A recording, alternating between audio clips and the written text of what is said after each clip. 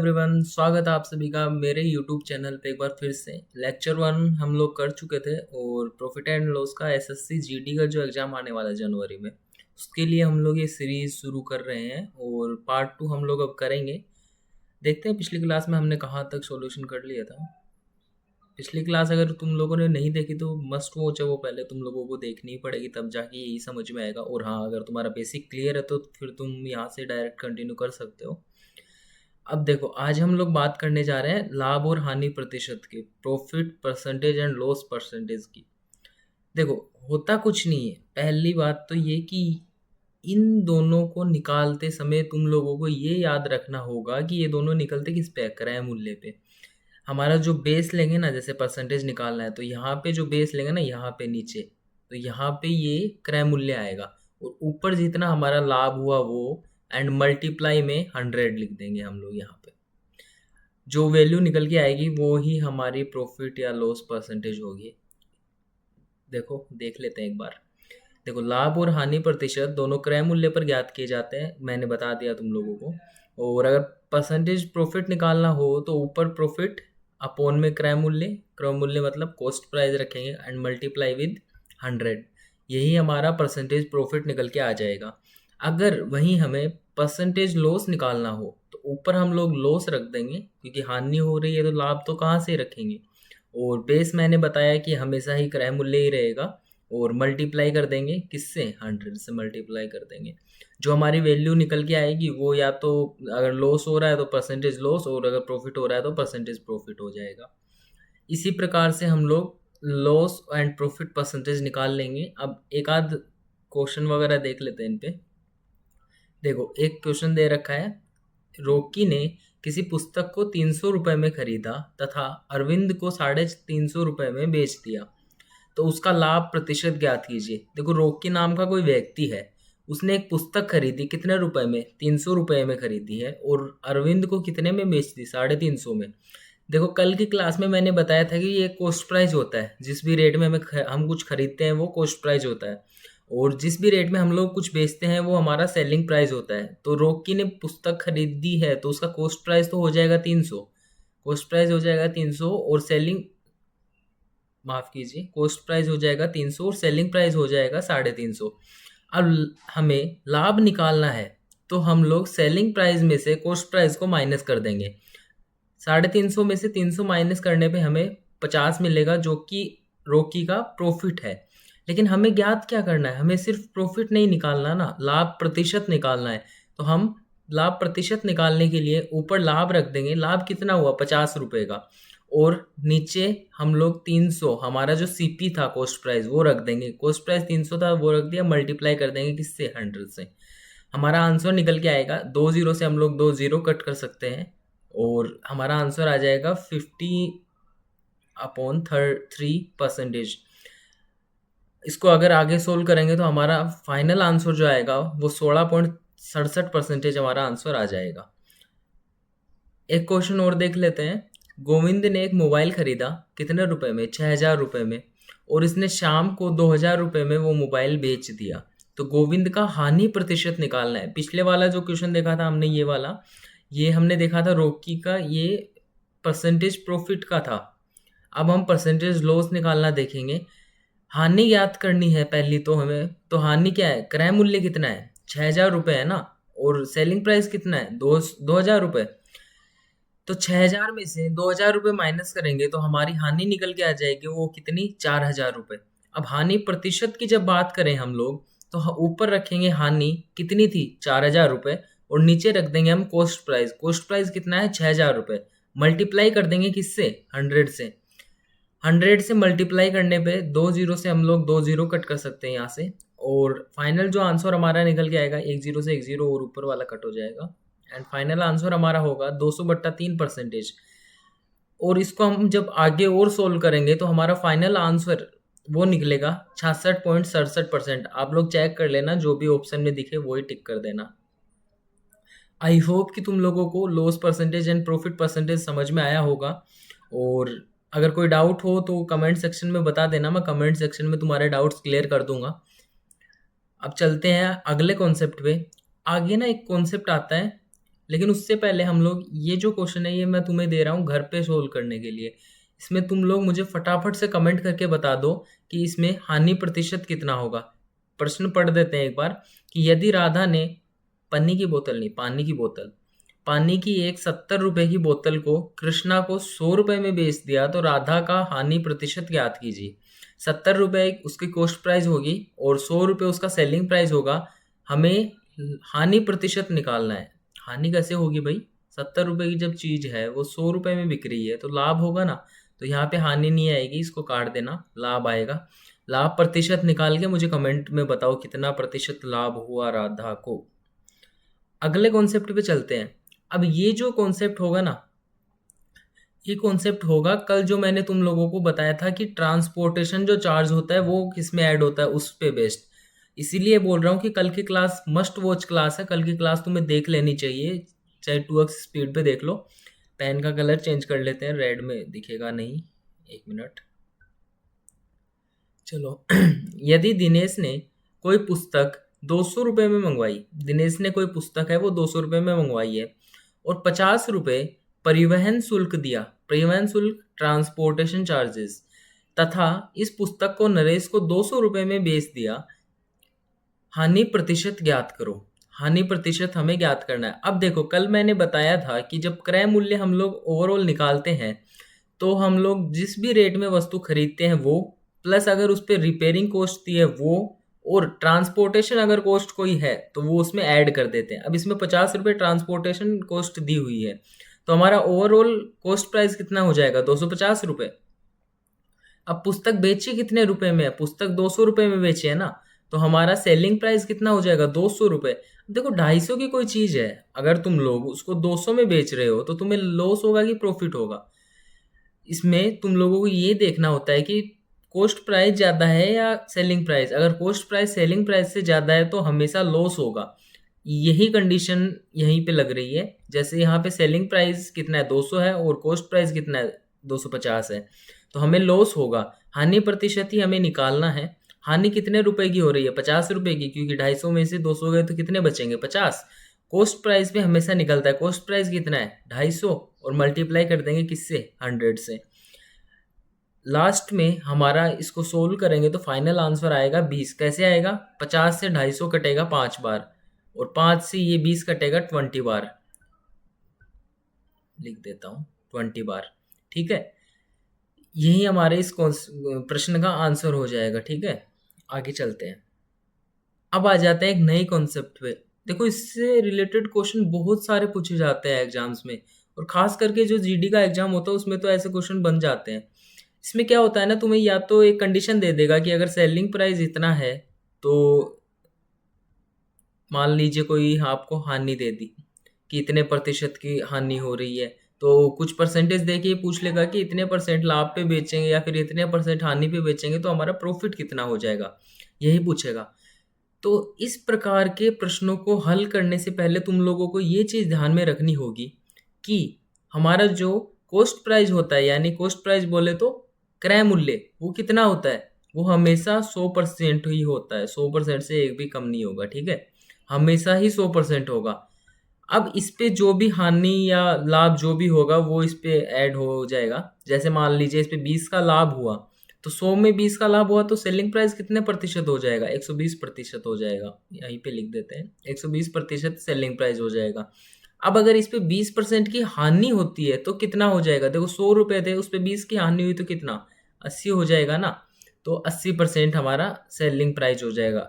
बस इतना ही कॉन्सेप्ट था, अब आराम से आंसर निकल के आ जाएगा। अब देखो चलो सोल्व करते हैं ये क्वेश्चन। 1 मिनट इंक इरेज कर लेते हैं। चलो, किताब को हमने खरीदा है 450 रुपये में, माफ़ कीजिए बेचा है हमने। बेचने पे 20% की हानि हुई है और 20% का हमें क्या करना है? प्रॉफिट चाहिए, पैसा चाहिए भाई, प्रॉफिट चाहिए, ठीक है। तो विक्रय मूल्य ज्ञात करना है। एकदम ना सिंपल सा कॉन्सेप्ट है। इसमें हम लोग क्या करेंगे, सबसे पहले देख लेंगे कि जिस चीज़ का भी मान दिया है, 1 मिनट, हम लोग देख लेंगे जिस भी चीज़ का मान दिया है उसको हम ऊपर रख देंगे और नीचे जो प्रतिशत दे रखा है वो लिख देंगे। इनटू में कर देंगे प्रतिशत जो ज्ञात करना है, जो भी परसेंटेज हम लोगों को ज्ञात करना है वो गुणा में लिख देंगे। अब देखो जैसे क्वेश्चन में देख लो 450 दे रखा है, तो 450 को तो हम लोग ऊपर रख देते हैं। अब 450 एक्चुअल में है कितने परसेंट? 100% तो नहीं है, क्योंकि ये सेलिंग प्राइस दे रखी है। अगर कॉस्ट प्राइस होती तो 100% रख देते डायरेक्ट, लेकिन सेलिंग प्राइस है तो परसेंटेज निकालना पड़ेगा। अब 450 में मिल कब रहा है? जब हम लोग किसी भी चीज को 20% की हानि पे बेच रहे हैं। तो 100 रुपए की चीज अगर मैं 20% की हानि पे बेचूंगा तो मुझे 80 में ही मिलेगी ना। तो 450 80 का मान है, मल्टीप्लाई कर देंगे। अब हमें निकालना किस चीज का मान है? देखो 20% का लाभ चाहिए, तो 100 रुपए की चीज जब 20 रुपए के लाभ के साथ में बेची जाएगी तो 120 रुपए में बिकेगी। तो 120 का हमें इसमें लाभ प्राप्त हो जाएगा। अब देखो काट देते हैं, इसको 2 बार काटेंगे और इसको 3 बार काट देंगे, और फाइनल जब सॉल्यूशन करेंगे तो हमारे पास 675 रुपए बच जाएंगे। एक लाइन का आंसर था, लेकिन बस कॉन्सेप्ट क्लियर होने चाहिए। उसके बाद में माइंड में भी कैलकुलेशन करके तुम लोग आराम से सॉल्यूशन कर सकते हो। और हाँ, कैलकुलेशन से याद आया, मैं इसी चैनल पे शॉर्ट्स में कैलकुलेशन स्पीड बूस्ट करने के लिए शॉर्ट्स वगैरह अपलोड करता हूँ। तो चैनल को सब्सक्राइब करके बेल आइकन दबा लो, ताकि तुम लोगों की भी कैलकुलेशन स्पीड एकदम कैलकुलेटर की तरह हो जाए। अब आगे एक क्वेश्चन देख लेते हैं, उसी कॉन्सेप्ट पे बेस है, बस थोड़ा सा दिमाग लगाना पड़ेगा, बस हल्का सा। वही कॉन्सेप्ट है, बस थोड़ा क्वेश्चन घुमा के दे देते हैं। जैसे क्रय मूल्य और विक्रय मूल्य के बीच का अंतर 360 रुपए है। क्रय मूल्य और विक्रय मूल्य के बीच का अंतर दे रखा है 360 रुपए। लाभ कितना दे रखा है? लाभ दे रखा है 20%। तो हमें पूछा है विक्रय मूल्य क्या होगा। अब देखो, अगर तुम लोगों ने पहली क्लास देखी हो तो मैंने बताया था कि क्रय मूल्य और विक्रय मूल्य में जो अंतर होता है वो या तो लाभ होता है या फिर हानि होती है। अब ये कुछ भी हो सकता है, लेकिन इसमें दे क्या रखा है? लाभ। तो मतलब विक्रय मूल्य का मान ज्यादा है क्रय मूल्य से, तो मतलब क्रय मूल्य अगर 100 है तो विक्रय मूल्य कितना हो जाएगा? 120 हो जाएगा। ठीक है। अब ये जो 20% अंतर ही दे रखा है ना, 20% लाभ, वही अंतर है कि 100 की चीज 120 में बेचेंगे तो 20% का मान ही तो है 360। तो 360 अगर 20% का मान है तो हम लोग लिख लेते हैं कि 20% बराबर 360। अब निकालना क्या है? विक्रय मूल्य। विक्रय मूल्य कितना है? 120%। भाई जब इसको हम लोग 6 से गुणा करेंगे, 20 को 6 से गुणा करेंगे तब 120 बन रहा है, तो इसको भी हम लोग 6 से मल्टीप्लाई करके तो लिख देंगे ना। तो हमारा फाइनल आंसर कितना निकल के आ जाएगा? 2160 रुपए। आगे चलते हैं। आगे भी हमारे पास इसी कॉन्सेप्ट पे क्वेश्चन है, लेकिन ये थोड़ा ट्रिकी क्वेश्चन है। इसमें ना जल्दीबाजी के चक्कर में मिस्टेक्स हो जाती है, तो थोड़ा ध्यान से देखना।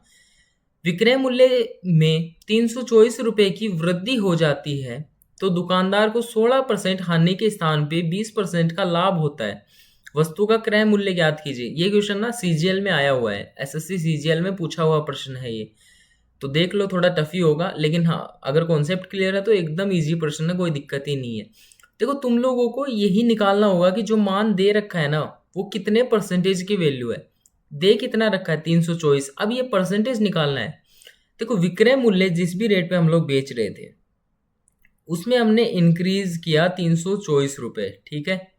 तो हमें 16% हानि, पहले तो 16% की हानि हो रही थी, अब हो रहा है 20% का लाभ। अब 20% का लाभ हो रहा है। अब इसके बीच में अंतर देखो, देखो 16% की हानि थी तो उसको हम लोग लेके आएंगे कॉस्ट प्राइस पे, तो 16 बढ़ गया। फिर 20 और बढ़ा के हम लोग उसको लेके चले जाएंगे किस पे? 20% के लाभ पे। तो 16 से 20 पे जानने में हमें कितना बढ़ा? 16 प्लस 20, तो टोटल कितना गेन हुआ? 36%। तो क्रय मूल्य कितना हो जाएगा? हम लोग 324 का जो वैल्यू है हमें वो 36% दे रखा है, और हमें निकालना क्या है? क्रय मूल्य। क्रय मूल्य कितना होता है? 100% होता है, 100 की वैल्यू निकालनी है। जब इस इक्वेशन को हम लोग सोल्व करेंगे, ये जो हमारे पास इक्वेशन बनी है इसको हम लोग सोल्व करेंगे तो हमें 900 प्राप्त हो जाएगा। अब 900 कैसे आएगा? 36 जो है वो 324 को काटेगा कितनी बार में? 9 बार में। और 9 को जब हम लोग 100 से गुणा करेंगे तो हमारा 900 बन के आ जाएगा। ठीक है, यही आंसर होगा। अब देखो इसमें थोड़ा सा एक ना कॉन्सेप्ट क्लियर कर लो कि अगर दोनों लाभ ही लाभ दे रखे हैं और अंतर दे रखा है तो हम लोग घटा देंगे। अगर दोनों हानि हानि दे रखी है और अंतर दे रखा है तो हम लोग उनको घटा देंगे। लेकिन अगर दोनों अलग अलग हैं, जैसे एक टाइम पे हानि दे रखी है, एक टाइम पे लाभ दे रखा है, ऐसे बोल दिया कि चलो इतने की हानि हो रही है, इतने रुपए बढ़ाए तो कुछ लाभ दे दिया, तो उनको दोनों को जोड़ के वो लिख देंगे। लेकिन इससे उल्टा भी हो सकता है, जैसे मान लो 400 रुपये में बेचा तो कुछ लाभ हो रहा है, और बोल देगा कि 300 में बेचेगा तो कुछ हानि हो रही है। तो इतना ही करेंगे कि 100 जो डिफरेंस आया ना वो 100 लिख लेंगे, और उनका जो टोटल ओवरऑल परसेंटेज है ना वो नीचे रख देंगे। बस यही हमारा आंसर आ जाएगा। अब आगे क्वेश्चन पे चलते हैं। ये जो क्वेश्चन है एकदम इजी क्वेश्चन है, जो मैंने तुम लोगों को सबसे पहले क्वेश्चन बताया था ना उसी कॉन्सेप्ट पे बेस है। जैसे वस्तु है वो दे रखी है 3,300 में बेची हमने, और हमें लाभ कितने का हुआ, 10% का लाभ हुआ ना। 3,330 रुपये में हम लोग अगर कोई वस्तु बेचते हैं तो हमें लाभ कितने का हो रहा है, 10% का हो रहा है। और हमें पूछा क्या है, 20% का लाभ कमाने के लिए हमें किस मूल्य पे बेचना पड़ेगा। अब देखो जो 10% का लाभ है ये क्या होता है, 110 रुपये ही हो जाएगा। जैसे 100 रुपये पे अगर 10 रुपये का लाभ हुआ तो हमारा 110 ही बन जाएगा ना, 110 हो गया। मल्टीप्लाई कर देंगे किस चीज से, जो हमें निकालना है, 20% का लाभ निकालना है, तो 100 प्लस 20 मतलब 120, 120 से हम लोग मल्टीप्लाई कर देंगे।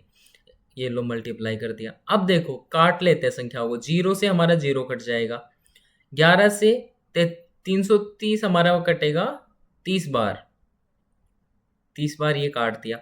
अब 30 को जब हम लोग 120 से मल्टीप्लाई करेंगे, ये देख लो यहाँ पे, तो हमारा निकल के आ जाएगा 3600, जो कि हमारा फाइनल आंसर होगा। और एक ही लाइन में तुम लोग या फिर माइंड में इस क्वेश्चन को सोल्व कर सकते हो, बस कॉन्सेप्ट तुम लोगों के क्लियर होने चाहिए।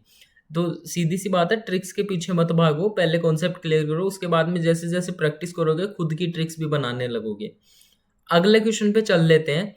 देखो अगला प्रश्न क्या है, यदि एक वस्तु दे रखी है तुम लोगों को 760 रुपए की, मतलब 760 में उस वस्तु को हम लोग बेच रहे हैं, ठीक है, 760 रुपए में हम लोग वस्तु को बेच रहे हैं, तो हमें कितने का x परसेंट का क्या हो रहा है, लाभ हो रहा है। x कुछ भी नंबर हो सकता है, ठीक है, x परसेंट का हमें लाभ हो रहा है।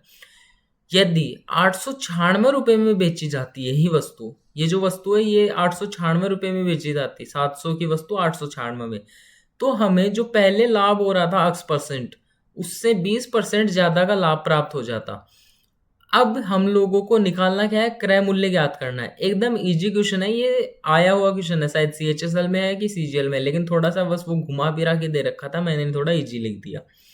देखो पहले हम लोग डिफरेंस निकाल लेते हैं, जैसे दो अगर नंबर दे दिया ना तो इनका डिफरेंस निकाल लेते हैं। कि जैसे 760 में बेच रहा था, बढ़ा के कितने में बेच रहा है, 896 में, तो 896 माइनस 760, तो कितने का डिफरेंस आ गया, 136 रुपए का डिफरेंस आ गया। अब इनमें डिफरेंस देखो, x परसेंट से 20 ही तो बढ़ा रहा है, तो 20% की जो वैल्यू है वो एक्चुअल में 136 के बराबर है। तो यहाँ पे जो मैंने तुम्हें तरीका बताया था कि 136 किसका मान हो गया, 20% का मान हो गया। मल्टीप्लाई कर देंगे किससे, 100 से मल्टीप्लाई कर देंगे। अब देखो ये 5 बार कटेगा, 20 100 को कितनी बार, 5 बार काट देगा ना, 5 बार काट दिया, 5 ढंग से लिख लेते, रुको, 5 बार काट दिया। अब जब 5 को 136 से मल्टीप्लाई करेंगे तो हमारा फाइनल आंसर निकल के आ जाएगा 667। यही हमारा फाइनल आंसर होगा। बस एक बार कॉन्सेप्ट की ही बात है, अगर क्लियर हो गया तो तुम लोग आराम से क्वेश्चन का सॉल्यूशन कर सकते हो। आगे चलते हैं। आई होप तुम लोगों को आज का सेशन पसंद आया होगा। अगर तुम लोगों को सेशन पसंद आया हो तो लाइक शेयर एंड सब्सक्राइब करना, और पार्ट 3 के लिए बेल आइकन को प्रेस कर देना ताकि जब भी अपलोड हो सबसे पहले तुम्हें मिल जाए। और हाँ, कैलकुलेशन सीरीज वाली बात याद रखना, शॉर्ट्स अपलोड करते रहूँगा, और कैलकुलेशन जिससे तुम्हारी भी बूस्ट हो जाएगी, तो फॉलो करना उसको भी। Thank you.